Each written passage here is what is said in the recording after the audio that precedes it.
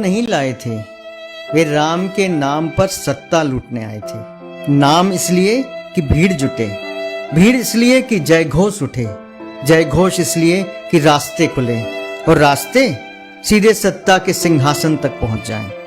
राम इस योजना में कहीं नहीं थे, राम तो वहीं थे, शबरी की झोपड़ी में, केवट की नाव में, भरत की प्रतीक्षा में, हनुमान की निष्ठा में और उस हर मनुष्य के भीतर जो बिना किसी घोषणा के दूसरे के दुख को अपना समझ लेता है। लेकिन बाजार को मर्यादा नहीं चाहिए थी, उसे चाहिए था एक ऐसा नाम जिसे सुनते ही भीड़ सोचने के बजाय नारा लगाने लगे। धीरे धीरे राम पीछे चले गए। आगे मंच थे, माइक थे, कैमरे थे, कटआउट थे, जुलूस थे और जय घोष था। इतना शोर कि राम की आवाज उसी में दब गई। कहा गया मंदिर बन गया। मैंने पूछा क्या मन भी बन गया? कहा गया दीप जल रहे हैं। मैंने पूछा क्या भीतर का अंधेरा भी पिघला? कहा गया इतिहास बदल दिया। मैंने पूछा क्या वर्तमान सुधर गया? उत्तर में फिर वही शोर मिला। फिर मैंने देखा दान पात्र बड़े होते गए और दिल छोटे, झंडे ऊंचे होते गए और विचार बौने, जय घोष गूंजते गए और संवाद मरते गए। हर असहमति से पूछा गया तुम राम के साथ हो या नहीं? कितना विचित्र प्रश्न था।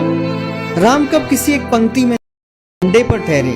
राम कब किसी दल, किसी सत्ता, किसी चेहरे की निजी संपत्ति बने? वे तो वन में भी राम थे, राजमहल में भी राम थे और सबसे अधिक राम तब थे जब उनके पास न सिंहासन था न मुकुट। मर्यादा कभी पत्थरों से नहीं बनती, मर्यादा मनुष्यों के आचरण से बनती है।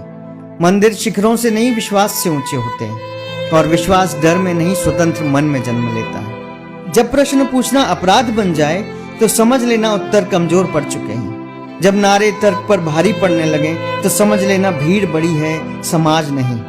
जब ईश्वर के नाम पर मनुष्य छोटा होने लगे तो समझ लेना धर्म नहीं अहंकार बड़ा है।